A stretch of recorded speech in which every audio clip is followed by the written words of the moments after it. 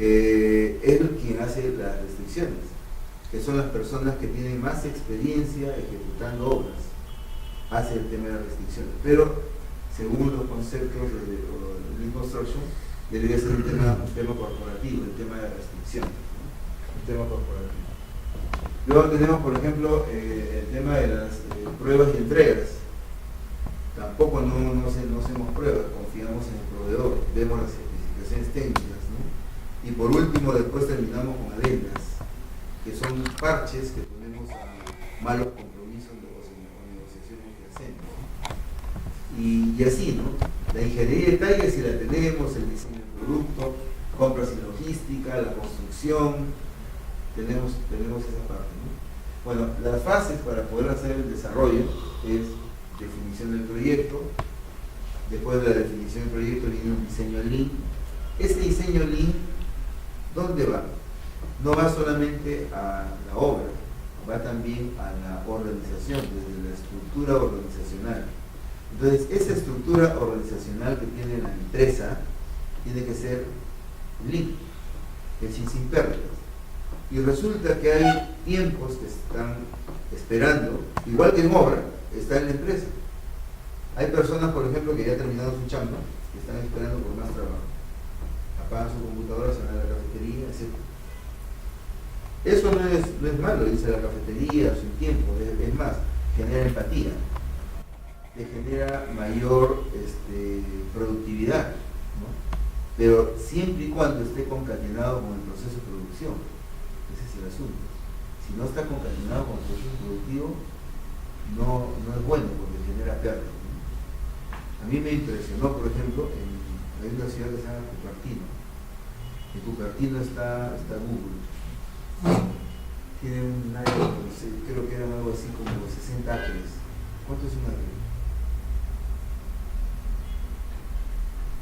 Creo que es un poquito más de media hectárea, me parece, ¿no? Entonces, 60 acres. El edificio estaba al centro, jardines por allá, jardines por acá, bien bacán, ¿no? Entonces dice, oye, yo pensé que una mole, ¿no? Dice, una mole, pero magnífica, ¿no? En la parte de arriba estaban las piscinas, 3 pisitos, todos así desnivelados, ¿no?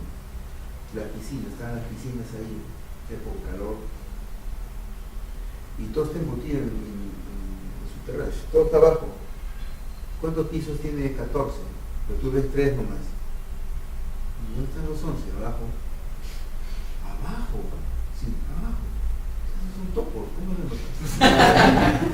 Y las piscinas están. Entonces la gente tiene sus cubículos y tiene muchos directorios. Directorio acá, cafetería.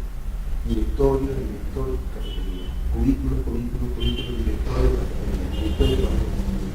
4 cafeterías en un piso. 4. Y algo así como 6 directorios. ¿Y cuánta gente trabajaba ahí? 10 personas por piso. ¿Por qué tengo 3 directorios y 4 cafeterías y trabajan solamente 10 personas? Los demás están trabajando en su casa. Bueno, no me están gastando luz, no me están gastando nada, trabajan en su casa. ¿Tu equipo de trabajo cuántas personas son? 30, 33 a veces. ¿Y tú estás trabajando solamente con ellos? Sí, los 2. ¿Sí? ¿Y dónde están todos? Acá. Se saca una vaina así. Ahí están. Y los tiene ahí en pantalla. Y sigue conversando. Me interesa conversar porque nadie está hablando un inglés tan chancado como el mío. Entonces, la gente está trabajando, es productiva y de repente dice, voy a la cafetería por lo quiero. Entonces eso no es malo, eso es bueno. Incrementa la productividad. Una de las empresas más productivas del mundo es Google. Acá se supone que hay 4 computadoras encendidas, a ver, y solamente estás tú trabajando. ¿Dónde están los demás? Arriba, quiero verlo. En la piscina. Se cambian todos, se secan, todo bien bacán, se cambian, se van al horno, vienen y siguen chambeando con el pelo mojado, bien bacán. Y tienen la más alta productividad del mundo, ¿entiendes? Esas personas, esas en Cupertino. Y esos papers que salen en las escuelas de negocios del mundo, que dicen cómo vive esa gente, cuánto ganan, y fíjate cómo chambean, es cierto, es cierto. Entonces, eso genera la más alta productividad. Esa es una cultura lean, que es una cultura liberal. Y la cultura liberal te deja hacer, siempre y cuando produzcas. No produces, ahí tenemos problemas. Entonces tu productividad se alinea con la productividad de tu cliente y de tu proveedor. Así funciona, ¿no? Entonces, acá es lo mismo, tenemos el diseño lean. Ese diseño lean significa que tienes que diseñar todos los procesos que estén alineados a la producción. ¿Dónde empiezan? Empiezan con el proveedor. ¿Dónde terminan? Terminan con el cliente. Empiezan con el proveedor, terminan con el cliente. Todos estos procesos alineados. Cuando están alineados los procesos, es un trabajo lean. Ahora, ¿qué significa alineado? ¿Qué es un alineamiento? El alineamiento es cuando la demanda de producción se equipara con la oferta de producción. Yo tengo una oferta de producción y tengo una demanda de producción. La oferta y la demanda de producción tienen que ser equiparadas. Si yo tengo, por ejemplo, 4 procesos, esta persona tiene que recibir 4 procesos, porque procesa 4 también. Si no, no está alineado. Y es clave, ¿no? Vamos a suponer que estamos haciendo un boleo de ladrillo. Un boleo de ladrillo, ¿vale? Tenemos un ladrillo parvadón, lo tenemos que bolear. Y me está pasando 1, 1, 1, 1. Me dan 1, paso 1. El que me da me está dando 1. Yo estoy recibiendo 1 y estoy pasando 1. Ese que recibe pasa 1. Está alineado. ¿No es cierto? Pero resulta que el pata que me está pasando 2. Me pasa 2 juntos. ¿Me puede pasar 2 parvadones juntos? Claro, porque como son en ese se encajan, como si fueran machimbrados, y me paso los 2 y normal, yo cojo los 2 y paso los 2. Pero resulta que cuando me pasan 2, yo cojo los 2 y yo digo, pucha, pesa más, sí puedo con los 2, boleo los 2, el pata dice, sí puedo con 2, normal. Pero ahora me pasan 3, cojo 3, primero que digo algo de madre y después dejo 1. No puedo con 3, paso 2, doy la vuelta, me llega 3 otra vez. Dejo 1 porque no puedo con 3, pero sí puedo con 2, paso 2. Entonces mi demanda es distinta a la oferta.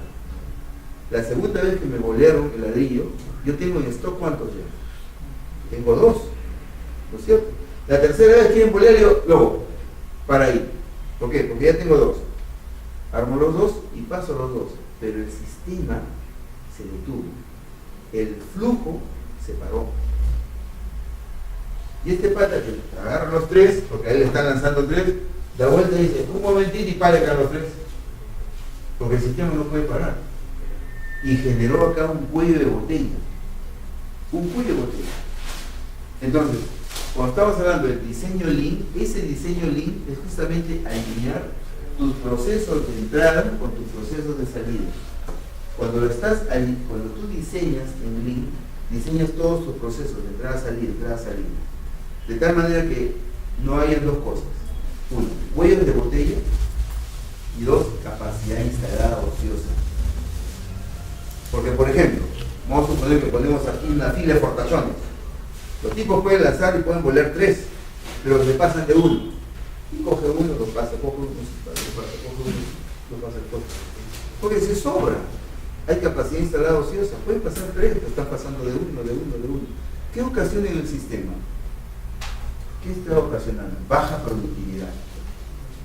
Porque si el que yo mido que en 10 minutos hubieran pasado 3, tendría acá 30. Pero como pasaron 1, ¿cuántos tengo? Solamente 10. ¿No es cierto? Entonces, eso supone de que si es que yo alineo los procesos, ese alineamiento de procesos me ocasiona, por el efecto del diseño lean, me ocasiona una alta productividad. Entonces, para poder escoger la productividad yo tengo que medir primero cuál es el potencial de esa estación. Mejor dicho, ¿cuánto puede volear? Puedo volear 3. 3, correcto. Vamos a suponer que volea 3, este también volea 3, pero yo no puedo volear 3, puedo volear 2. Me volean 3, acá no puedo volear 3, solo 2. pero el pata de acá puede bolear 3 también. ¿Cómo elimina el proceso? Lo sacas al toque. ¿Quién bolea 3? Un tigre por ahí. Listo, este pata te vaya a otro lado. Haces una redistribución de recursos. Redistribuyes.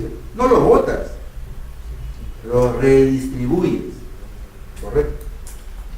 Cuando tú votas a alguien, ¿quién es el ineficiente? Tú, que lo aceptaste, no él. Porque él viene con su potencial, viene con sus habilidades y con sus destrezas. Lo que pasa es que ha habido un mal reclutamiento. Eso es lo que sucede. Estás tomando por la empresa una mala decisión y lo has reclutado. Y después te has dado cuenta que no te sirve. ¿Quién es el que tiene la culpa? No tiene la culpa él, tú tienes la culpa. ¿No es cierto? Entonces, cuando tú alineas el proceso, en este caso, yo no puedo con 3, todos pueden con 3 menos yo tengo que salir. Pero resulta que este tío puede con 3, pero todos los que siguen la línea pueden con 2. ¿A quién lo cambio? A este tío de acá. ¿No es cierto?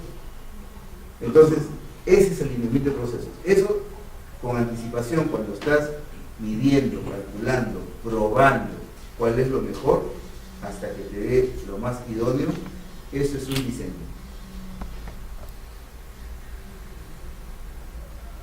Luego tenemos el abastecimiento lean.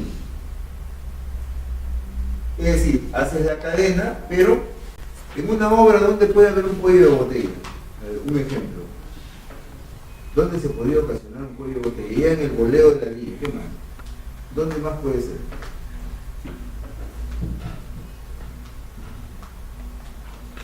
Así una pregunta. Una cosa.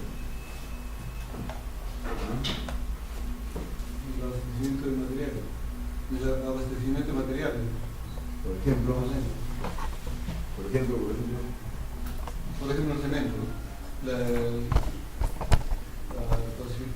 El cemento que se pide a las compañías que llegue en menos tiempo. Y la gente está ahí esperando para poder instalarlo y se genera un cuello de botella. Se genera un cuello de botella, correcto, puede ser. ¿Dónde vas a generar un cuello de botella?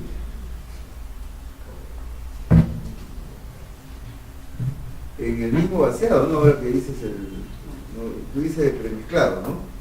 Claro, puede ser, ¿no? Por ejemplo, y los cuellos de botella son letales porque, por ejemplo, en Perú se está haciendo un vaciado, ¿verdad? Entonces, ¿qué sucede? Están los vibradores, ¿no? Y uno de los vibradores, por alguna razón, ya no arrancaba. Le digo que salga, pero que salga por la parte de atrás. No había un desplazamiento, hay un desplazamiento para entrar, pero cuando uno quiere salir ya no, sale interrumpiendo gente que está trabajando, ¿no? Eso, por ejemplo, no es un diseño en línea. Es como, por ejemplo, esto, ¿no? Un profesor me decía, que es chileno, me decía lo siguiente, ellos tienen bastante experiencia en esto, me decía lo siguiente, ¿no? Es como, por ejemplo, cuando los militares tienen una ruta de escape y ellos hacen una incursión con el enemigo, ¿no? Pero cuando sucede algo, siempre tienen una ruta de escape. Y tienen un plan A, plan B. Ruta de escape, ¿no? Es lo mismo acá. Nosotros entramos al teatro de operaciones, comenzamos a actuar. Pero si por alguna razón alguien quiere salir, sale interrumpiendo. No tenemos una línea de escape. Y eso ocasiona retrasos, ¿no? Y se puso en evidencia ahí, ¿no? Uno de los vibradores de aguja no ataba ni desataba, el tipo tenía que salir. Y le gritaban que salga por atrás, que salga por atrás. El tipo, ¿qué es lo que hizo? Agarró su mochila y salió permiso, más allá, permiso, y retrasó. Y la pluma no se retrasa, está ahí esperando.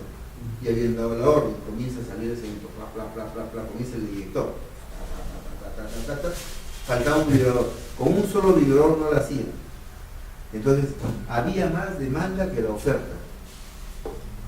Estaba llegando más cantidad de unidades cúbicas de cemento o de concreto que el que se podía abastecer.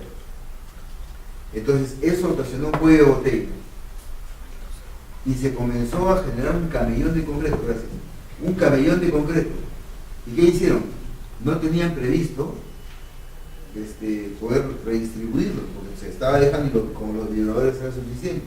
Una palana, mientras que le gritaban al tipo para que pare, el tipo continuaba pues, con semejante bulla. A la hora que lo van a ver, usted no está gritando, el pata dice, ¿cómo? Con semejante bulla estaba escuchando todavía música. ¿Cómo dice? ¡Apaga! Y algo de madre escuchando. Apagó y en semejante camellón de concreto. ¿De dónde sacan palanas? Si estaban ya a las 6:30 de la tarde con luces. Palanas para poder hacer la distribución, se generó la segregación del concreto, la parte del sólido se fue al fondo. Es decir, eso ocasiona pérdida y choca con la calidad. Entonces, si se hubiera previsto esto, se hubiera puesto alguna contingencia, alguna restricción, eso no hubiera sucedido. Por ejemplo, ya se sabía que ese vibrador, que es el nuevo, ese es el que estaba fallando, pero sí es nuevo, pero ya falló una vez, y si falla otra vez, no lo han sabido usar seguramente. Entonces, eso se debió poner como una restricción. Asegúrate que eso no va a fallar. Me aseguro, ahora sí, si asegurando se falla, ya eso es lo que es, ¿cierto? Estamos hablando de un cisne negro, es otro tema. Pero el asunto está en no generar cuellos de botella. Ahí se generó un cuello de botella. ¿Qué pasó con el sistema? El sistema falló. ¿Qué pasó con el flujo? El flujo se paró. Y eso disminuyó la productividad. Entonces, este es un buen gráfico para el tema de los cuellos de botella. Es como cuando sucede el tema, por ejemplo, cuando estamos haciendo vaciados de muros en ductilidad limitada y tenemos, por ejemplo, 1 o 2 chutes nada más, no tenemos 4, 1 o 2. ¿Y qué es lo que tenemos que hacer? De la manguera entra hasta una cantidad, no lo puedo quitar hasta abajo, tengo la malla electrosoldada ahí, ¿no? Pero la aguja tiene que estar al fondo ya, y la voy sacando así, lo voy sacando, ¿no es cierto? Bueno, ¿qué resulta? Tengo solamente 2 chutes, pero la velocidad con que se eyecta el concreto es más rápida que la velocidad que yo traslado los chutes. ¿Y qué es lo que está sucediendo? Lo que está sucediendo es que en el momento que saco el chute que está adelante, lo voy a poner acá, la manguera ya está por allá. Y el concreto se está desbordando. Fum, fum, fum. Y tú dices, apura, ¿qué apura? Si se supone que tiene que estar previsto. Entonces, la demanda es más que la oferta. Yo estoy ofertando la recepción con menos cantidad de chutes que lo que puedo recibir como demanda. Y comienzo a generar pérdidas. O digo, aguanta, paro el sistema. Paro el flujo, me genera pérdidas igual. ¿Por qué? Porque se ha generado un cuello de botella. Puedo tener también capacidad instalada ociosa. Tengo muchas personas para que hagan lo mismo y se chocan entre ellas. Capacidad instalada ociosa me genera también pérdidas. O sea, tanto por acá como por acá me ocasiona pérdidas. Y son obviamente restricciones del sistema que tengo que levantar. ¿Alguna pregunta acá?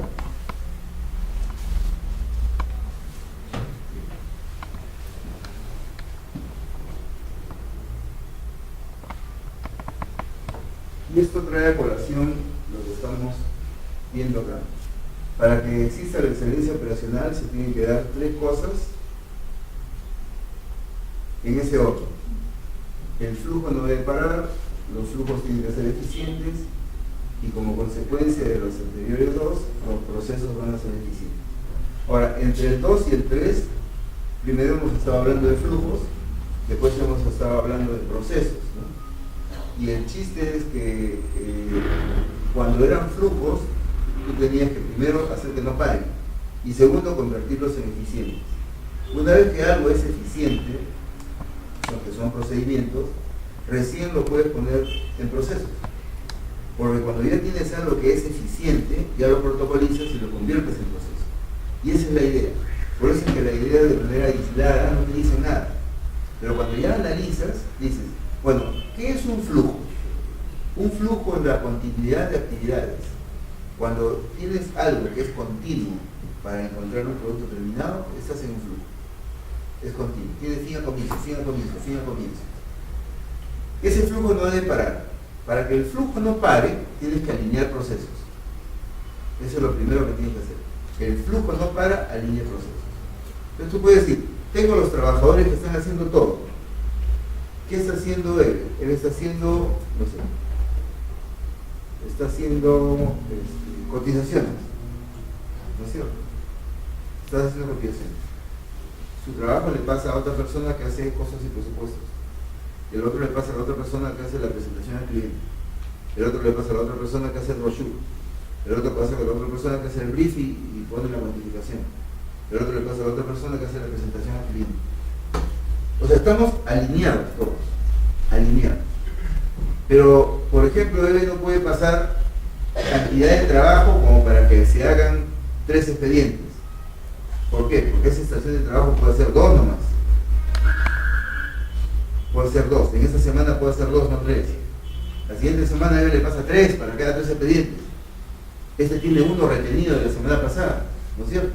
Se genera igual que el boleo. Y estamos hablando de la empresa. Igual en obra. Tenemos que alinear los procesos.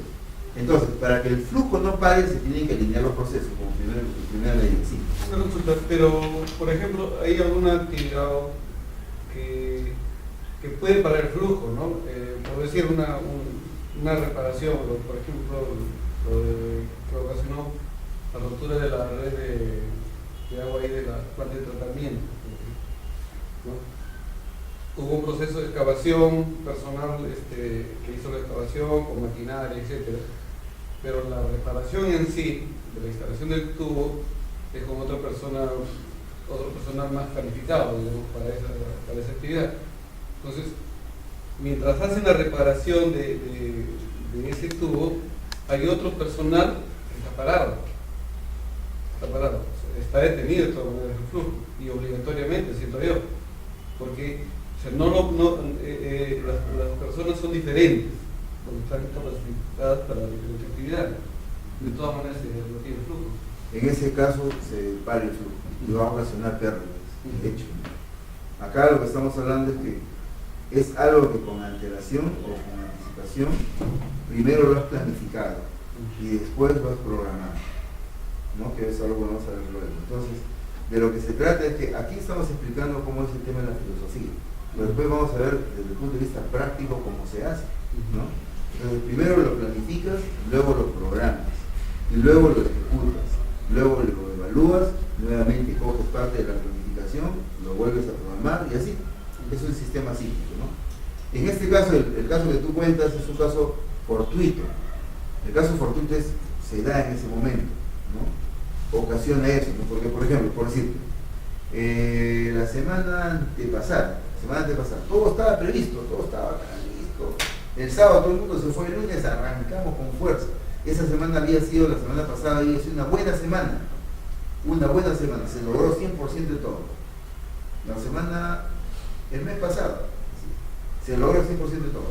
Pero ese domingo en la mañana hubo un hurto, hubo un robo. La gente vino el lunes a la mañana a trabajar, se quedó sin insumos. Todo el mundo dijo, pero estoy listo, ¿cómo hago? No, lo que pasa es que van a hacer la compra ahorita. ¿Cómo que compra? Si no estamos en un sistema libre, ¿cómo es esto? Es una ñaca. Y eso había sido pues un tema fortuito. Robaron los insumos que iban a permitir esa semana trabajar. Y se reprogramó todo para el miércoles. Pero ¿qué sucedió? La ingeniera, juntamente con el supervisor, hicieron una reprogramación de recursos para lunes y martes y comenzaron a trabajar en actividades contributorias. Por ejemplo, ¿se acuerdan de ese trabajador que estaba en Wellbeing Professional? Que estaba alineado, todo bien bacán su vida. ¿Y qué hacía? Normal, llamaba por teléfono, todo, hasta que otro día veía que la Cuba bajaba. Se ponía otra vez en actividad. Y trabajaba bien, o sea, no es que no tenga experiencia, no sea mal trabajador, no. Lo que pasa es que tiene tiempos no contributorios muy altos. ¿Cuánto era su tiempo no contributorio? 14 minutos, casi 15 minutos en algunas ocasiones. ¿Qué es lo que demora en subir, descargar? 1,5 cubo y despacio. La losa es una losa de 22.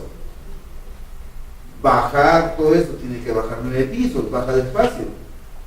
a una velocidad de casi 2 o 3 kilómetros por hora, era la velocidad que bajaba. Y subía a una velocidad de 1.5 kilómetros por hora despacito. Tiene cubo y medio, eso es una barbaridad. Entonces, ¿qué pasa? En el tiempo, esos 11 minutos que él estaba haciendo nada, se le capacitó para que haga trabajo contributorio. El trabajo que él hacía era un trabajo productivo, pero cuando estaba en espera, daba vuelta a hacer un trabajo contributorio.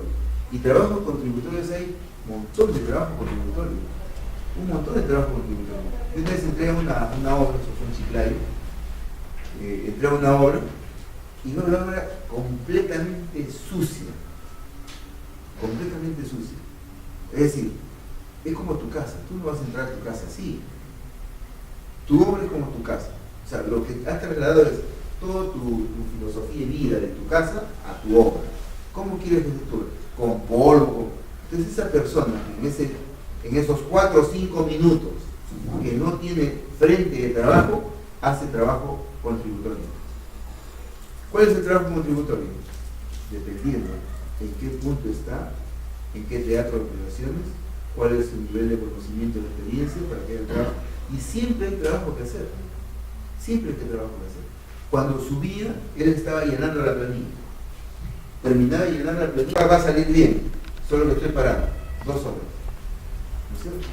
Hay una premisa que dice, aún cuando tú no tienes alineados tus procesos, es preferible parar, diseñar el proceso y volver a arrancar. Eso ocasiona la menor pérdida, pero que pierdes, vas a perder. Pero es la menor pérdida. Paras, diseñas, arrancas. ¿Correcto? Pero cuando el flujo ya es permanente, es porque está alineado el proceso. Se desalinea el proceso, soluciona que el flujo no pare. Puede ser ineficiente ese flujo, no interesa todavía, pero no está parando. ¿Correcto? Cuando ya no para el flujo, ahora piensa cómo hacerlo eficiente. Es decir, cómo los recursos con los que tienes, con los que cuentas, lo estás utilizando adecuadamente para que eso mejore. Ese es el segundo momento. Y el tercero es ya protocolizar esos procedimientos que tienes, que ya son eficientes, para poder convertirlos en procesos.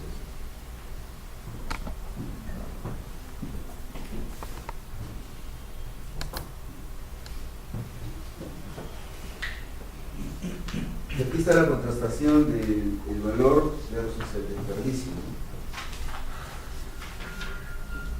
Y la idea es definir qué es valor. Dice, es todo aquello que ayuda al cliente a alcanzar sus objetivos, lo define el cliente y lo genera el productor. Y el desperdicio es todo aquello que está en el sistema y que no agrega valor. Obviamente, si no agrega valor es un desperdicio.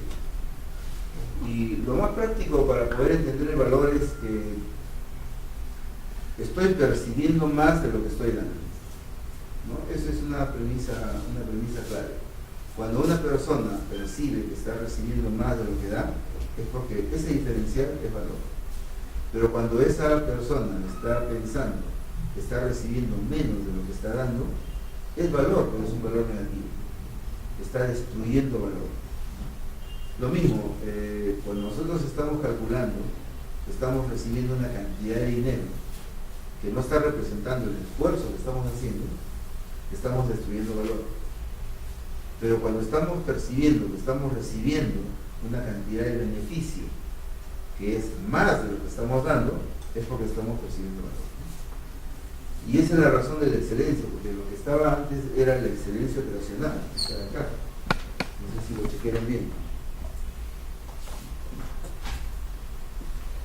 La excelencia operacional, dice, para buscar la excelencia operacional. ¿Y qué es la excelencia operacional?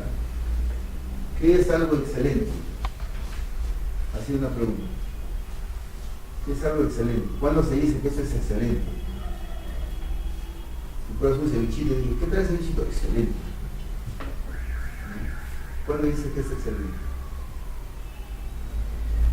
Evelyn tiene una respuesta. ¿Cuándo dices que es algo excelente?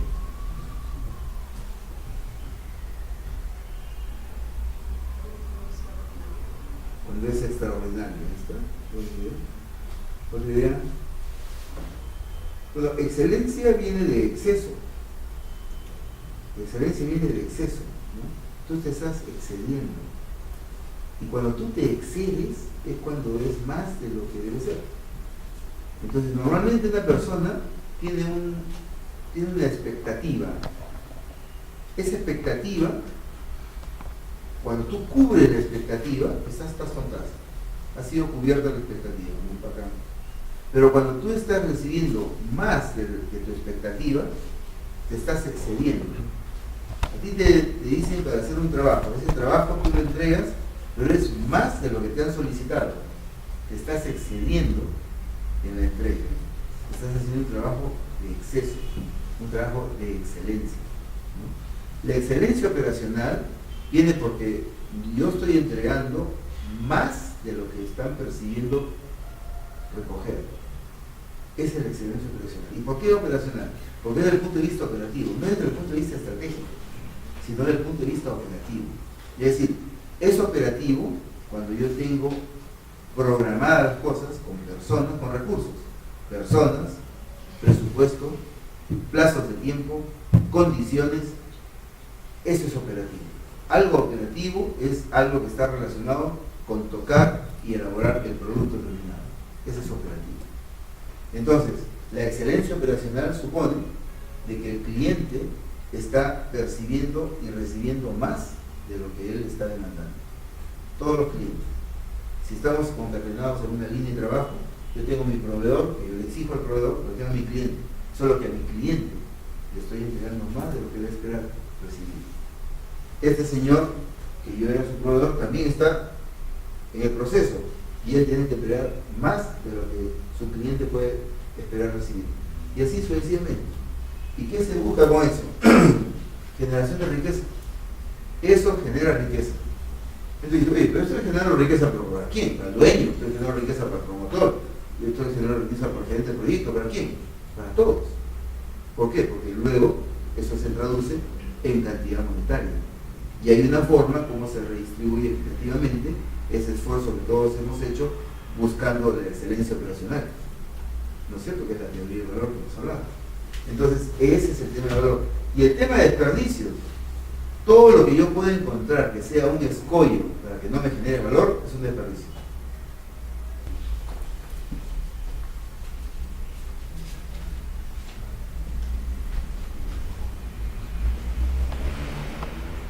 La pregunta de la vez pasada nos hicimos también era ¿cuál es la diferencia entre planificación o planeamiento y programación?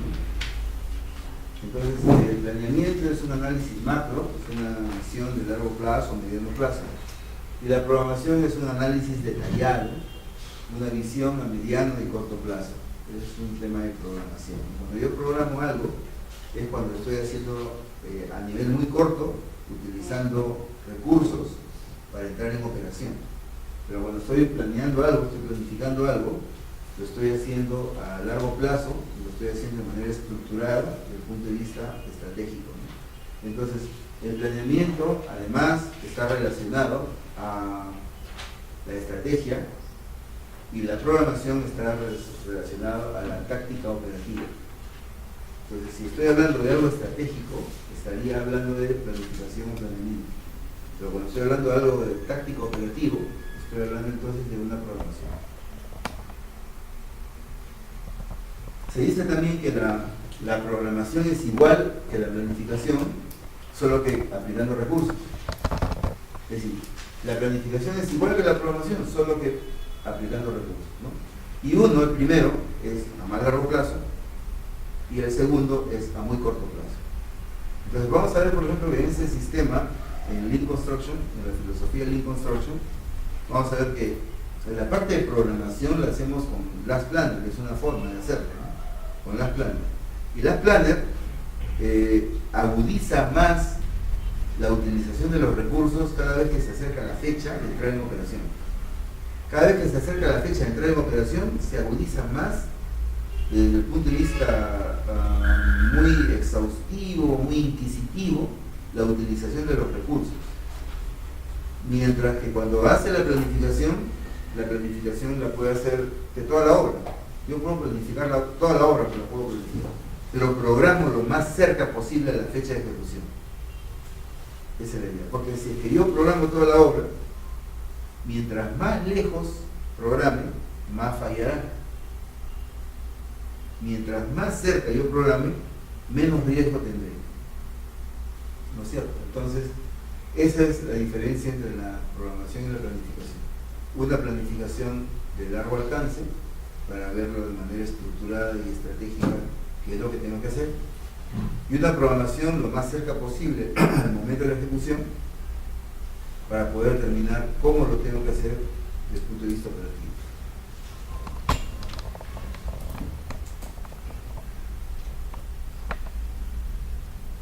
Hay algunos mecanismos de acción para la planificación.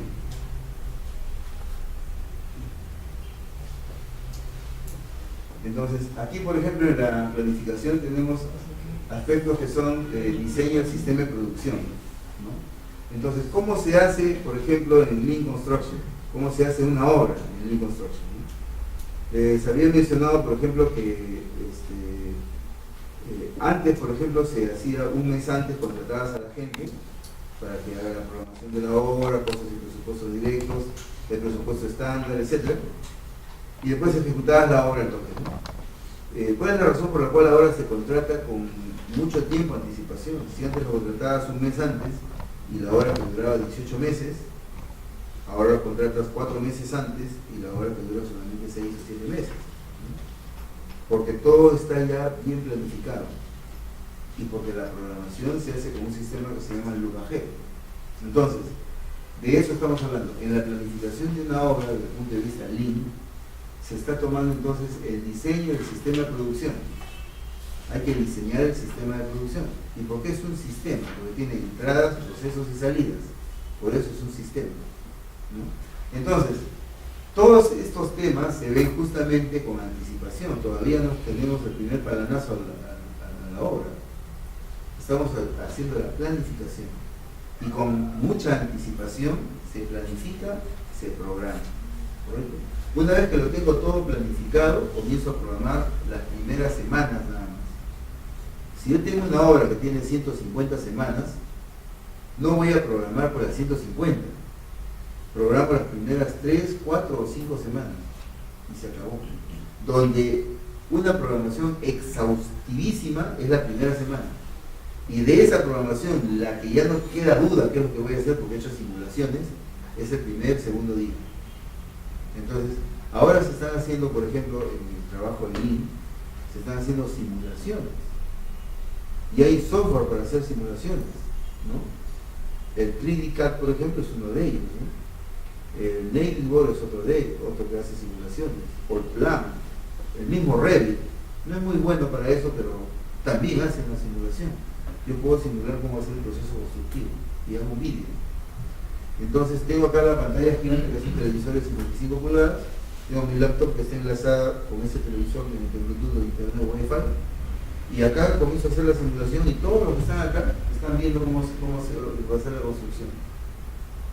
Entonces, este tema de planeamiento es que con anticipación yo contrato a la gente para que tenga unas 2 o 3 horas al día, normalmente lo hago en las noches, y hacemos la simulación de cómo va a ser la obra. Una transición a esto son los layouts. ¿Qué es un layout? Tú hacías un layout, por ejemplo, cuando hacías en AutoCAD, ¿no? Hacías un layout. Entonces decías, por ejemplo, ¿cómo quiero ver la obra el día 5? Y en AutoCAD decías, si el avance de la obra va a ser así, el día 5 va a estar así. Aquí estos redonditos, ¿qué son? Estos son los camellones de materiales. ¿Esto acá qué es? Esto es la platea de cimentación del edificio 1, 2 y 3. Ah, ya. ¿Y esto qué es? ¿No? Quiero ver el día 30, el archivo del día 30, y tenías cadistas. ¿Qué eran cadistas? Los cadistas eran gente que estaba muy bien capacitada en CAD y trabajaba normalmente en AutoCAD, ¿no? Y como tenían la programación de la obra que tenían en GAN, ellos simulaban más o menos este día que estaba haciéndose, y día a día le iban incorporando más cosas a ese AutoCAD y grababan archivos. Cada pestaña un día. Un archivo de la primera semana, un archivo de la segunda semana, la tercera semana. Si tú querías la semana 15, el día 6, ese era tal código, muy bien, te ibas al archivo y lo bajabas, ese era su layout, ¿no? Ese era el layout. Pues ahora esto se hace con todos los software que hacen BIM, que es Building Information Modeling.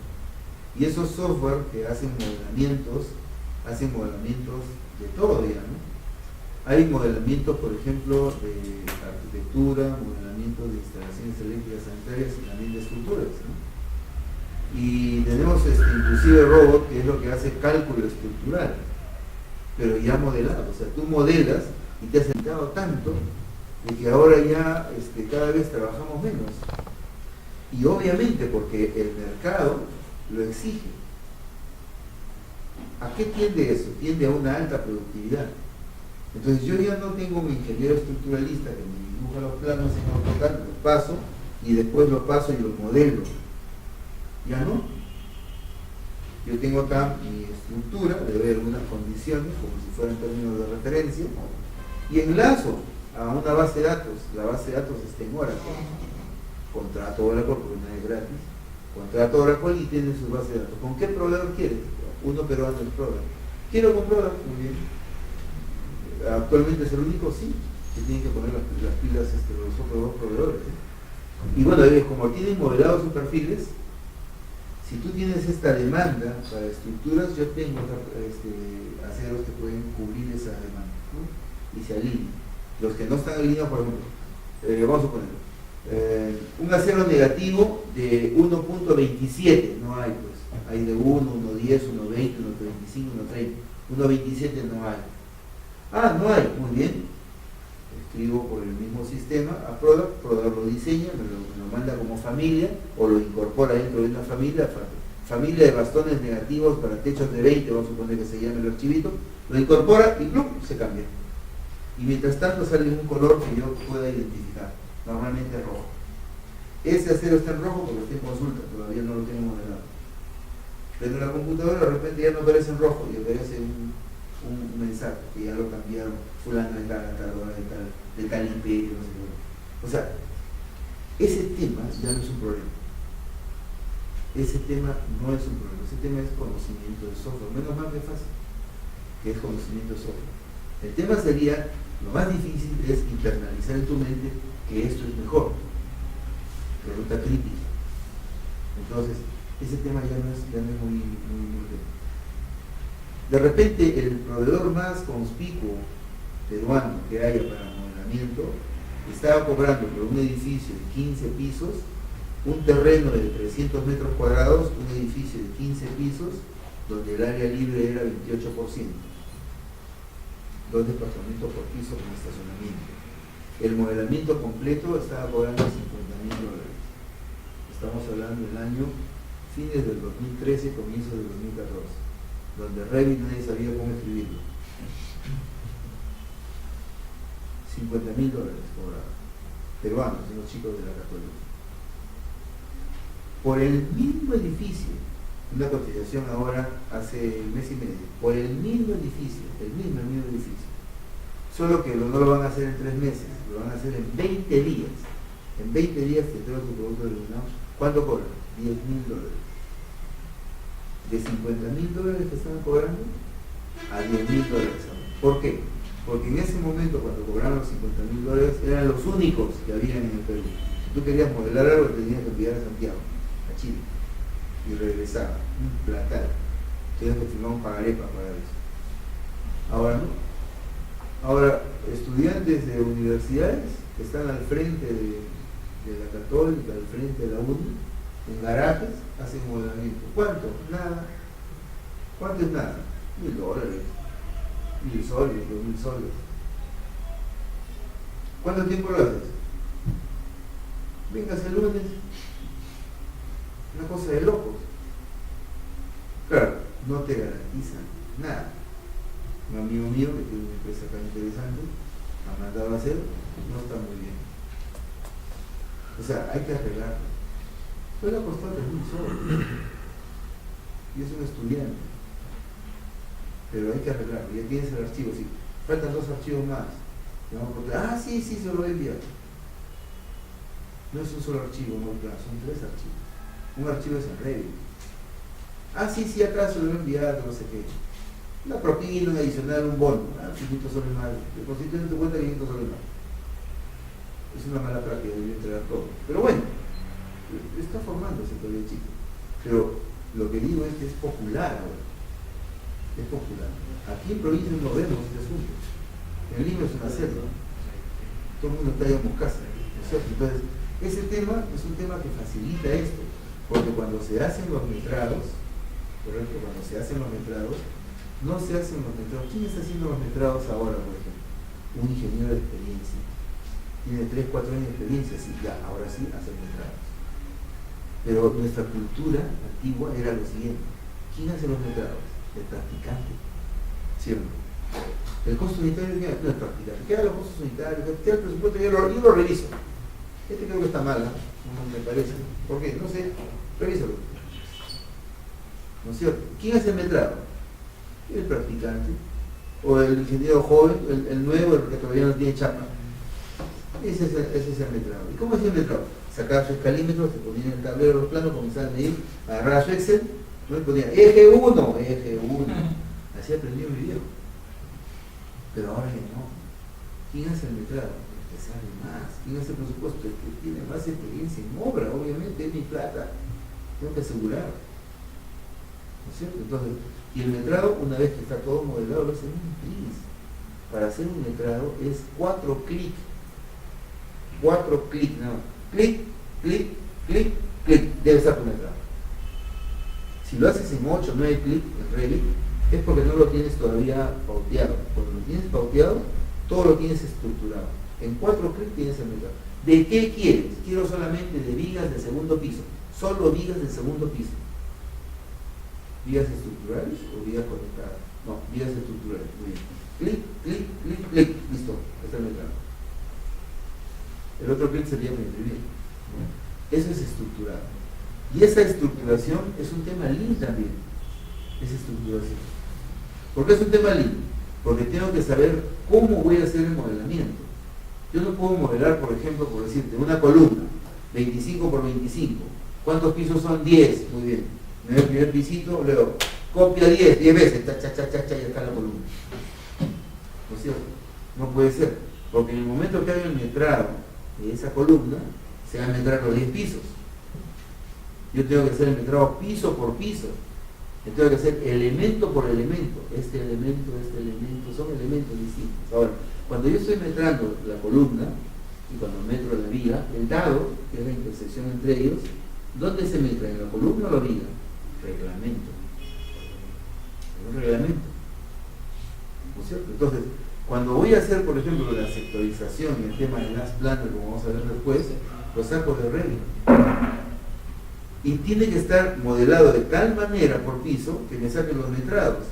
Y cuando yo cambio este elemento va a ser en el sector 3 y este elemento va a ser en el sector 2, cambio de sector y me tiene que salir el metrado del nuevo cálculo, automáticamente.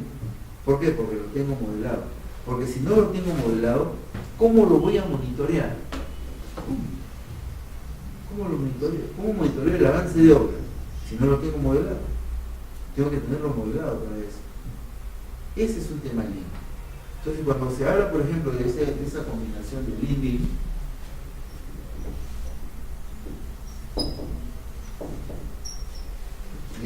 tiene una correspondencia de ida y vuelta, una correspondencia unívoca de ida y vuelta. BIM con lean con BIM. ¿Dónde parte ese tema? En la planificación, aquí. ¿Y qué es lo primero que tengo que hacer en la planificación? El diseño del sistema de producción. ¿Cómo va a ser el sistema de producción? Lo tenemos claro cuando sabemos cómo hacer una obra. El sistema de producción, que es el proceso constructivo, ¿cómo va a ser? ¿Qué hago primero? ¿Qué hago segundo? ¿Qué hago simultáneo? Etcétera, etcétera. Ese conocimiento forma parte de una estrategia para poder determinar cómo voy a hacer el diseño del sistema productivo. Y luego, el otro tema también importante es el tema de los aspectos organizacionales. Y no solamente eso, sino dice ahí estratégicos también. los aspectos organizacionales. Eso forma parte de la planificación. Yo siempre comento, por ejemplo, de una obra que se hizo, donde era un condominio, y se hizo la parte de adelante, y se hizo el muro cerco, y adentro todavía no había nada, estábamos en el suelo. Pero se hizo la parte de adelante con el propósito de que la gente vea que ya había obra.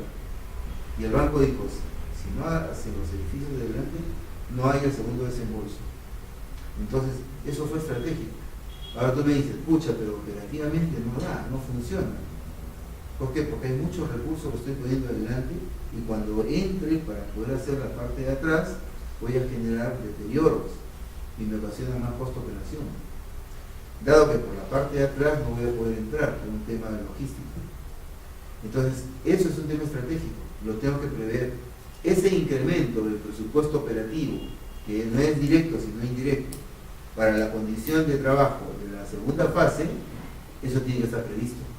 ¿Dónde se prevé eso? En la planificación, aquí se prevé. Es como, por ejemplo, se hace una obra, otra obra, y se generan dos rutas críticas.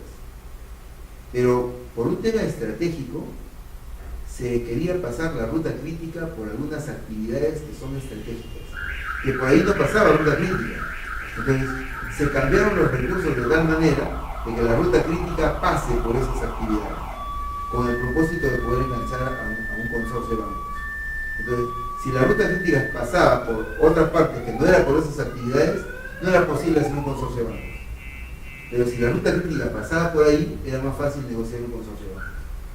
Y el consorcio de bancos te baja la tasa efectiva anual. Baja la tasa. En un consorcio de bancos tú puedes encontrar menos tasa que en un crédito hipotecario, por ejemplo. Entonces, por estrategia se cambió la ruta crítica. Se puso la programación, y después la programación, muy bien, si lo programamos de esta manera, lo tenemos que planificar así. Pasa la ruta crítica, ni hablar, no tenemos que esperar en eso. Es un tema de negociación. Nosotros podemos manejar esa situación, claro, si manejamos recursos. Podemos hacer que la ruta crítica pase por donde queremos. No por la que te dice Primavera Project, sino por donde tú quieres, ¿no? Ese es un tema estratégico. Y ese es un tema también que hay que ver, el tema organizacional. Es decir, de qué manera voy a estructurar el trabajo para que ese sea funcional, ¿no? Entonces, hay un concepto que se llama la estructura de división del trabajo. La estructura, o EDT, estructura de división del trabajo, que está en todos los programas de programación, ¿no? O programación de proyectos. Todos tienen un EDT. Y ese EDT tiene relación justamente con estos aspectos organizacionales, ¿no? O organizativos. Tienes que ver, por ejemplo, los contratos con anticipación. Ese es un tema lindo. Generar contratos con antelación. Y eso es antes de que empiece la obra. O sea, no estamos hablando que el Lean Construction es cuando empieza la obra como programa. No, no. Es una filosofía. Tienes que tomar en cuenta, y aquí está, recursos humanos, temas financieros, temas administrativos, asuntos de contratos, por ejemplo, logística, ¿no? Y obviamente todos los que están tocando la obra, todos los que tocan el proyecto, ¿no? Las autoridades, por ejemplo, ¿no? El municipio quizás, no sé dónde esté la obra, ¿no? De repente está en la sierra, de repente el teniente gobernador, por ejemplo, ¿no? Entonces todas las personas que tocan el proyecto. Y también hay un tema de responsabilidad social, ¿no? Con vecinos, responsabilidades, etc., ¿no? Esas cosas son aspectos organizacionales que tienen que tomar en cuenta desde el punto de vista lindo, ¿no?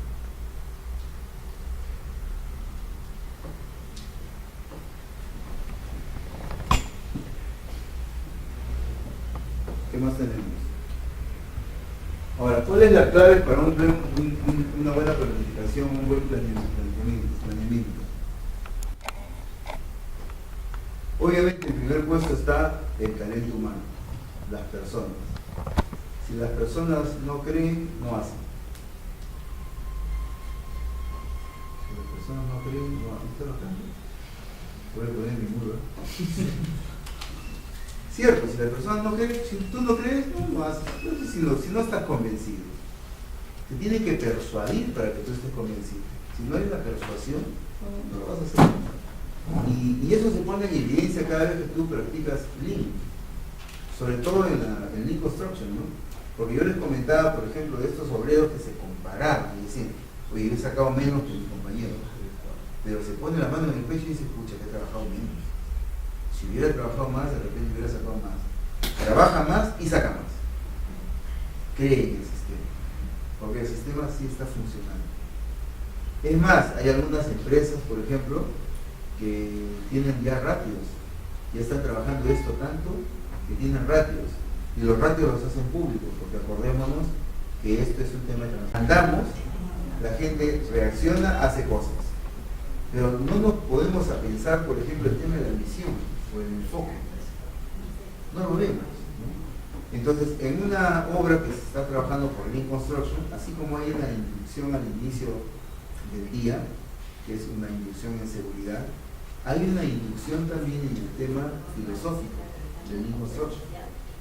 Es decir, este es un sistema de trabajo que es un poco pedagógico, porque hay que enseñar a las personas. Y luego, como lo hacen en GIM, por ejemplo, las personas que ya conocen este tema, les dicen a sus compañeros, ya no es el ingeniero o la ingeniera, sino es una persona que va a trabajar ese día con ellos mismos, es la que hace la inducción.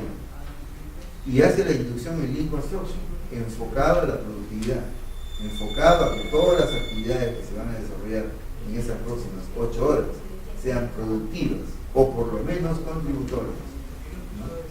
A mí me impresionó algo, por ejemplo, que había unos chicos de la universidad que estaban preguntándole a unos obreros que estaban saliendo de una obra y les estaban diciendo lo siguiente, chequen, les estaban preguntando, los estaban encuestando, ¿no? Producto de esa encuesta ellos tenían unos regalitos que eran llaveritos de la universidad, no sé cuánto, ¿no? Y les decían, ¿me puede decir, por ejemplo, qué actividad que usted ha desarrollado en esta semana es actividad productiva? Y le decían, tal cosa, y ellos anotaban, productiva. ¿Qué actividad es contributoria? Tal cosa, ellos anotaban, eso es contributorio. ¿Y qué no es contributorio? Y tenían muy poco que decir. ¿Por qué? Porque ellos pensaban que ellos estaban haciendo eso para que les digan a sus jefes que ellos habían desarrollado cosas que eran no contributorias. Y no, era un estudio que estaban haciendo los chicos para la universidad. Pero eso no es lo importante. Lo importante es esto. ¿Cómo ese obrero, que era un peón, un operario oficial, sabía cómo clasificaba todas sus actividades que desarrollaban en el día como contributorias, no contributorias y productivas? Eso es lo importante. Se fueron estos mismos chicos a otra obra, en el mismo barranco, a otra obra, en el barranco, y les preguntaron, ¿qué actividades son productivas? No sé qué, y decían lo mismo. ¿Qué eran contributorias? Decían lo mismo. ¿Y qué no contributorias? Decían lo mismo. No, esos obreros no sabían identificar qué era productivo, qué era contributorio, qué era no contributorio. No sabían. Obviamente esas personas no calificaban para trabajar en la otra empresa, por más que quieran. Y de eso estamos hablando acá. Estamos hablando del enfoque, los objetivos que tiene el planeamiento. Esos objetivos tienen que ser irradiados para todas las personas que trabajan. Y luego tiene el conocimiento, que ese es un proceso de gestión. ¿Cómo hacerlo? ¿Qué hacer? Viene por el tema del conocimiento. Otro tema importante para la planificación es, más que una buena comunicación, digamos, es aplicar tecnología de comunicación. La tecnología de comunicación es importantísima, ¿no? Aplicar tecnología para la comunicación. Esos micrófonos, por ejemplo, que vemos a la gente de seguridad, cuestan muy baratos. Recontra baratos. Hay un amigo mío que me dijo, cotiza, me quiero comprar para la empresa. Es una empresa que se llama KBC. Quiero comprar. Cotiza. Muy bien. He cotizado. ¿Cuánto crees que cuestan esos micrófonos? Bueno, si tú los compras en Coolbox, si tú los compras en Radio Shack, ¿no? Debe costar caro, ¿no? Pero no, pero las compras a los chinos de frente a los chinos. He hecho 3 cotizaciones en Alibaba. 3 cotizaciones. La más barata, que no tiene fecha de entrega, porque es por entrega. Quiero que me entreguen en un mes. Eso te cuesta $10, claro. Bueno, quiero que me entregues en 6 meses. Eso te cuesta $2.50. $2.50, sí, muy bien. No tengo fecha de entrega. Muy bien, $1.20, pero si me compras 100 va por el $1.20, sí, no tiene fecha. Muy bien, dame 6 meses. $1.20. Me dicen que hay una alta probabilidad de que sea una estafa. El segundo punto es que hay una merma más o menos del 20%, 1 de cada 5 no van a funcionar. Y lo otro es que la vida útil es muy corta. Pero si quiero un Motorola y lo compro por el mismo Alibaba, me está costando 10 veces más, que es el 50% si lo compro full box. Más o menos esa es la iniciativa. Entonces, tecnología es cada vez más barata cuando tú compras masivamente y hay oportunidades para poder hacerlo. Si tú compras de uno en uno, pues te cuesta más caro, ¿no? Y el software te viene gratis, o sea, tú compras el hardware y el software viene gratis, ¿no? Es como las impresoras no te cuestan nada, pero la tinta sí te cuesta, pero la impresora no te cuesta mucho. Acá igual, el software te lo regalan, lo bajas de internet, pero te cuesta, digamos, el hardware, ¿no? Entonces, en la comunicación debería haber una aplicación de tecnología para la comunicación. La comunicación es clave. Generalmente la gente de logística tiene que estar muy bien comunicada. El último punto es un punto importante, incluir planes de contingencia. ¿Qué es un plan de contingencia? Ya lo dijimos que está acá. El presupuesto de contingencia está en el activo no corriente. Pero ¿qué es un plan de contingencia? Un plan de contingencias viene a ser algo que tú puedes prever, tú puedes cuantificar, pero que tú estás pensando que no se va a dar. Es una contingencia. ¿Qué pasaría si? Entonces alguien te puede decir, eso no creo que pase. No, pero ¿y si pasa? No creo que pase. No va a pasar. Pero ¿y si pasa? ¿Qué hacemos? Esa es una contingencia. No es una contingencia cuando es un tema fortuito, que de repente se da por única vez. Eso no es una contingencia. Cuando es una variable no manejable, no es una contingencia. ¿Correcto? Pero cuando es una variable manejable, sí es una contingencia. Por ejemplo, puede ser una contingencia que te roben. De repente, si estamos en Finlandia, es una probabilidad muy baja, ¿no? Pero si estamos en Trujillo, es una alta probabilidad. Es un alto probabilidad que te roben, ¿no? Que te extorsionen, ¿es posible que te puedan extorsionar? Obviamente que sí, ¿no? Entonces, el plan de contingencias es cuando tú estás previendo algo que podría pasar, que Dios quiera que no pase, pero que podría pasar, tú lo tienes previsto. Esa es una contingencia, ¿no? Entonces, si tú prevés, por ejemplo, acá me pueden robar y el robo puede ser de tal magnitud, tú estás previendo eso, tienes una contingencia. ¿Cómo cubres la contingencia? Por ejemplo, una póliza forma parte de un presupuesto de contingencia, una póliza de seguros. Entonces tú dices, el seguro me va a cubrir esto si la contingencia se da. Ahora, Dios quiera que no se dé, entonces no me roban, no pasa nada, no hay ningún desmán acá, entonces no sucede, no se activa la variable de riesgo, ¿no? Y obviamente el presupuesto de contingencias tampoco se da, pero ha ocasionado ya un gasto, que es el pago de la prima por la póliza de seguros, ¿no? Entonces el seguro es algo así sui generis, que cubre una contingencia, un probable hecho que pueda ser un riesgo de pérdida, puede ser. Y el seguro es algo que tú estás pagando por algo que Dios quiera que no te lo den nunca, ¿no? Es una cosa rara, ¿no? Tú pagas por algo que no quieres que te lo den, porque si te lo dan es porque ha generado un riesgo, ha habido una pérdida y te están haciendo una reposición, ¿no? Entonces pagas por algo que no quieres que te lo den, ¿no? Esa es una contingencia. Otra contingencia, por ejemplo, es cuando está sucediendo alguna acción o alguna actividad que pueda darse, que va a ocasionar una distorsión en tu programación. También es una contingencia. Vamos a suponer, ¿qué pasaría si es que algún día 2 trabajadores de una cuadrilla no llegan a trabajar? ¿Qué pasa? Tú tienes una cuadrilla de 8, pero ¿qué pasa si no llegan 2? ¿Qué pasaría? Tú tienes que hacer una reprogramación de recursos. Cuando en ese momento dices, bueno, necesito 2, voy a contratar a 2 rapidito para que cubran, entonces no estás cubriendo ninguna contingencia. Cuando tú tienes previsto, es cuando tú eres capaz rápidamente de hacer una redistribución de recursos con lo que tienes, con lo que cuentas. 2 personas que estaban haciendo actividades contributorias, lo pasas a esa actividad para generar actividad productiva. Eso es una contingencia. Cubres esa contingencia con algo que has podido prever con anticipación. Es posible que eso ocasione, obviamente, una disminución en la productividad en la segunda partida. Es posible. Pero necesitas tener mayor control para que eso no suceda, porque obviamente sucedió la contingencia. Entonces, incluir planes de contingencia es clave en la planificación, porque tú estás tratando en lo posible de prever todo.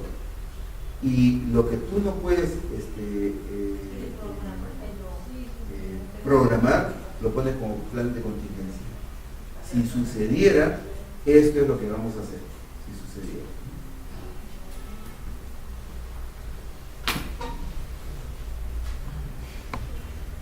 ¿Cuál es el resultado del planeamiento? Una planificación termina más o menos así. ¿Qué tenemos ahí? Tenemos lo siguiente. En la parte de acá, arriba, a la izquierda, tenemos la planificación estratégica. El plan de la estrategia, cómo se va a desarrollar, pero por escrito. En la parte de acá abajo tenemos el tema táctico. Táctico operativo. ¿Quién? ¿Cuándo? ¿Cuándo? ¿Cuándo está distribuido? En la parte de acá tenemos la obra sectorizada. La obra está sectorizada. Se supone que es toda la obra. Estamos hablando del planeamiento. Toda la obra la tengo sectorizada. En la parte de la derecha tenemos el tren de actividades, que se supone que eso va a ser siempre hasta que se agote o se extinga la capacidad de producción. En la parte de acá tengo el tema de los recursos. Es decir, necesitamos los lead time o los tiempos de espera para la entrega de productos o insumos. Lo tengo planificado. No sé si eso va a resultar, pero lo tengo planificado. Lo voy a ir ajustando cada vez que se acerque el momento de ejecutar la obra. Lo voy ajustando. En la parte de acá tengo toda la clasificación de la mano de obra para generar tiempos y movimientos. Acá tengo el CAP, que es la programación por semanas, que es lo que se llama un UKG, para luego determinar cuántas personas necesito dependiendo del tiempo, que es el cuadro de asignación de personal. Cuadro de asignación de personal. Entonces, lo tengo planificado, ¿correcto? Lo que sucede es que a partir de acá, de este punto, yo tengo que hacer la programación. Es decir, los recursos de material, de mano de obra, de equipo, de equipamiento, de herramientas, etc., tengo que distribuirlas a lo largo del tiempo de estos UKG, de estos de acá. Estos son los UKG. A lo largo de este tiempo, cojo esta semana y la programo con exhaustividad. Obviamente, antes tengo que haber hecho uso, para poder hacer esto, de un tema estratégico y también de un tema táctico operativo, para que se pueda dar esta forma de construcción. La forma de construcción viene a ser el desplazamiento, cómo voy a hacer la obra. En este caso, por ser edificación, se está sectorizando, en este caso, pero no necesariamente, porque yo puedo hacer de distintas formas la planificación y de distintas maneras también la programación. O sea, no necesariamente puedo hacer siempre mediante este sistema las planes. Lo que pasa es que en edificación es mucho mejor hacerlo con las planes que hacerlo con otro tipo de programación. Puedo hacer una programación lineal, por ejemplo. Líneas de balance se ajusta muy bien también para edificación de altura, ¿no? Líneas de balance. La sectorización por intermedio de las planas también se ajusta bien para este tipo de trabajo. Cuando los sistemas son sistemas de edificación cíclicos, de repente es mejor hacerlo con líneas de balance. la vez pasada presenté un gráfico muy burdo de unas flechas. Acá estaban los pisos, acá estaba el calendario y salían unas flechas, ¿no? ¿De acuerdo? Y las flechas salían con distinta pendiente. Y la idea es cada flecha, que es una partida, que a lo largo de los pisos y a lo largo del tiempo se va ejecutando, sean paralelas. Entonces, cuando nosotros generamos el paralelismo, es decir, cuando nosotros unificamos la misma pendiente para todas las funciones lineales, quiere decir que todas van en paralelo. Y cuando van en paralelo, se hace como si fuera un tren de actividades. ¿No es cierto? Entonces, ese tren de diagrama, podemos hacer un diagrama de Gantt, por ejemplo, un diagrama de Gantt de toda la obra, lo podemos hacer mientras no utilicemos todavía recursos y seguimos haciendo planeamiento, planificación. Pero ya cuando hacemos la programación, que está después de la línea roja, hacia abajo y a la derecha, ya comenzamos a hacer todo el proceso de desarrollo del sistema del último planificador, que es el Last Planner System. Entonces ahí vamos a ver el detalle del tiempo de ejecución de obra. Entonces para eso generamos un LUCAG. Por eso es que el punto dice, vamos a ponerlo con el cursor.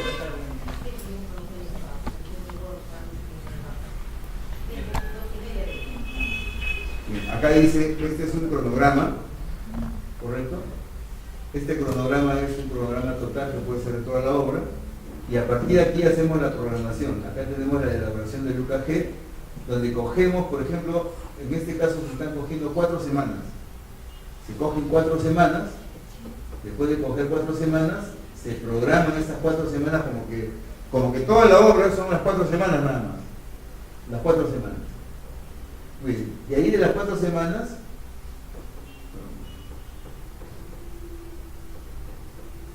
después de estas 4 semanas, hacemos el análisis de restricciones.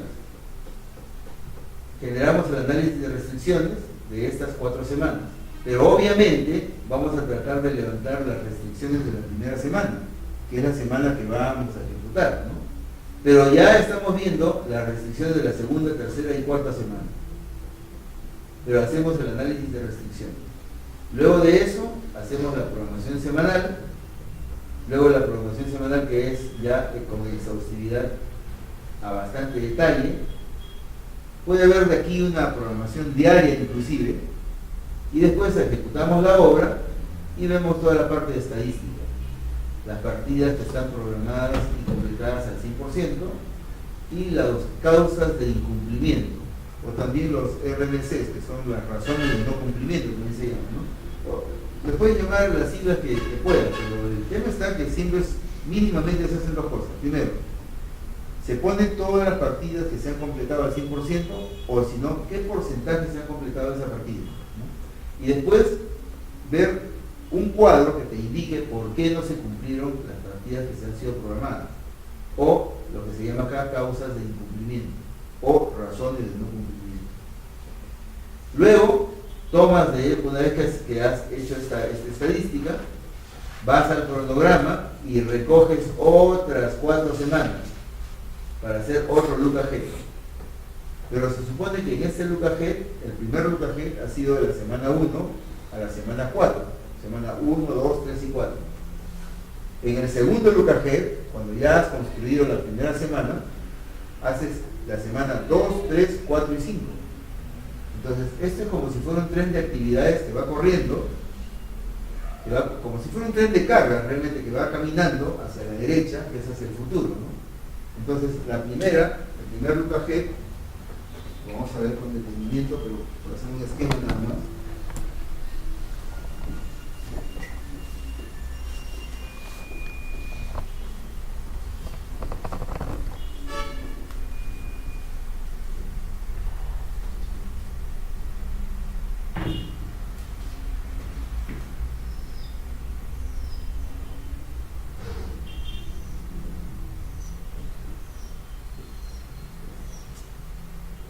Semana 1, 2, 3, 4, 5, 6, 7, vamos a poner 5, 6, 7. El primer LUCAG, el LUCAG 1, tienes entonces de la semana 1 a la semana 4. El LUCAG 2 tienes de la semana 2 a la semana 5. El UKG 3 tienes de la semana 3 a la semana 6. 4 semanas. El UKG 4 y así sucesivamente. Tienes de la semana 4 a la semana 7. Entonces, en el primer UKG hace 4 semanas. Semana 1, 2, 3 y 4. La primera semana la ejecutas. En el segundo UKG haces la semana 2, 3, 4 y 5. La semana 2 la ejecutas. La semana 3 haces el UKG 3, 4, 5 y 6. La semana 3 la ejecutas. Chequea. Cuando tú vas a hacer la semana 4 con el UKG 4, la semana 4, esta semana la has revisado ya 3 veces antes. Chequea. Tú ejecutas la semana 4 acá, y cuando estás ejecutando la semana 4, ya las restricciones se supone que ya las has levantado. Pues. Si lo has visto 3 semanas antes. En el UKG 1 tú viste las restricciones de la primera, segunda, tercera y cuarta semana. Viste las restricciones de la cuarta semana. En la segunda semana viste las restricciones de la cuarta semana. En la tercera semana viste las restricciones de la cuarta semana. Y en la cuarta semana, antes de empezar la semana, verificaste si las restricciones de la cuarta semana se levantaron. Cada vez que tú hagas un UKG, cada vez que ejecutes una semana, 3 semanas antes ya has estado viendo esa semana. No solamente eso, sino que tienes responsables de esa semana. En las reuniones del último planificador, como vamos a ver, hay personas que se han responsabilizado, han hecho su firma, responsabilizándose por una fecha. Han firmado que esta fecha van a levantar la restricción. Se han comprometido con la obra. ¿No es cierto? Eso es lo que ha sucedido. Entonces, si tu UKG es un UKG de 4 semanas, cuando ejecutes una semana, desde la cuarta semana, cada semana que estás ejecutando, la estás revisando 4 veces. Si tu UKG es de 3 semanas, cada semana que ejecutas la estás revisando 3 veces. Si tu UKG es de 5 semanas, 5 veces. 5 semanas estás revisando eso.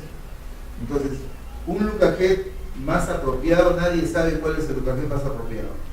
Según el inventor de esto, entre 3 y 5 semanas es lo más adecuado para edificación. Yo creo que 4 semanas es suficiente. Pero fíjate, cada vez que tú revisas una semana, 4 veces la estás revisando antes de ejecutar una obra. Sería el colmo que en 4 semanas, o por lo menos 3 semanas, no hayas levantado una restricción de algo que estás viendo reiteradamente. La idea es que cada vez que te acerques a la fecha de ejecución de la obra, seas más exhaustivo con el análisis y el aseguramiento de las operaciones. Ahora, los conceptos de Last Planner están acá. ¿Qué es lo que debo hacer? ¿Qué es lo que se hace? ¿Qué es lo que es posible hacer? Etcétera. Están escritos aquí. Lo que debemos hacer es todo lo que es el tema de la planificación, pero desde el punto de vista macro.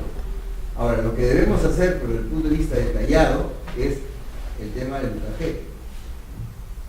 Lo que impide que hagamos algo es el tema de las restricciones. Lo que vamos a hacer es cuando ya levantamos las restricciones y hacemos la programación semanal. Lo que puede mejorar es la estadística que tenemos que elaborar cada vez que hemos ejecutado ya una semana. Eso es lo que se puede mejorar. Y acá está el tema del mejoramiento continuo. Vemos si hemos completado, por qué hemos completado. Si no hemos completado, por qué no hemos completado. De tal forma que cuando se hace el siguiente ciclo operativo, ya lo tenemos previsto. Se supone que ya tenemos lecciones aprendidas acá. Y estas lecciones aprendidas hacen posible de que no choquemos con la misma piedra en el siguiente ciclo operativo. Lo que es diferente a hacer una programación en ruta crítica, que lo único que me dice es que esta actividad que esté en la ruta crítica no puedo demorarme, porque si no se entrega la obra en el mismo plazo que me demoré. En ese plazo adicional que me demoré se entrega la obra, porque es la secuencia más larga en duración. Acá no. acá estoy orientado al logro. Acá lo que quiero es que se cumpla esto. Y estoy haciendo lo posible para que si en algún momento cometo algún error, tengo la lección acá que debo aprenderla para que la siguiente vez no cometa. Entonces la tendencia es mejoramiento continuo.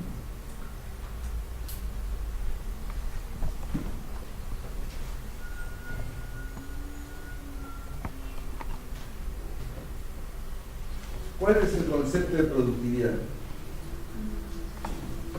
El concepto de productividad. Ahí hay un concepto de productividad. De repente puedes tener tu propio concepto de productividad.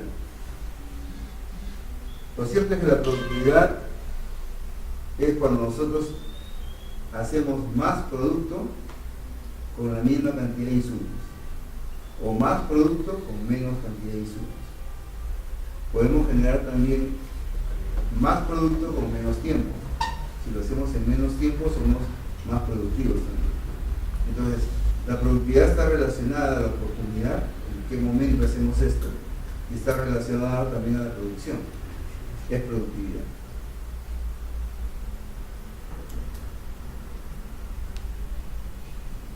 Lo cierto es que la productividad, más que todo, es un significado de eficiencia, ¿no? Cuando estoy utilizando los recursos que me están dando de manera adecuada y propicia como oportunidad, entonces se dice que estoy siendo bastante productivo.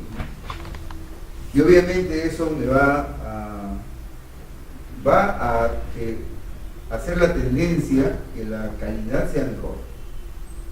No puede garantizar la calidad, pero sí se puede apropiar de que el concepto de garantía de calidad puede ser posible.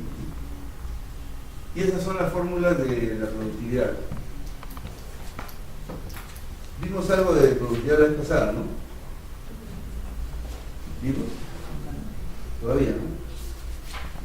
Tenía pensado, pero no sé. Bien. La productividad se puede dar por tres fórmulas, que son estas, ¿no? La primera es una productividad global. La productividad realmente se calcula en función a la demanda. Obviamente es un producto que tú entregas de alguien que te está demandando. Yo quiero esto, le das lo que necesita, ¿no? La productividad global se calcula como los productos terminados entre la cantidad de insumos que ha hecho posible los productos que están en el numerador, ¿no? ¿Quién demanda la productividad global?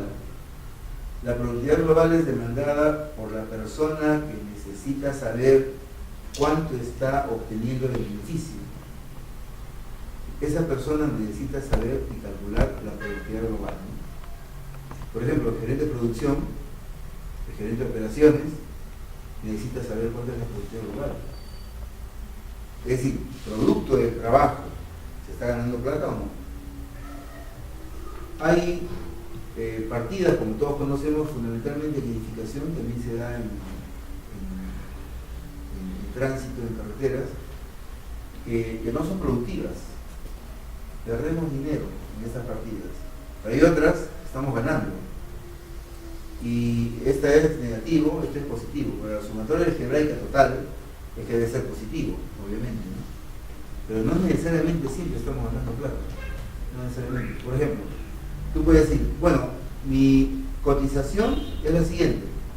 La valorización por metro cuadrado de esto lo estoy pasando en 60 soles. Sin embargo, mi costo total por metro me está saliendo 55. Estoy ganando 5 soles. Sí, pero resulta que tienes un costo fijo de 7 por metro.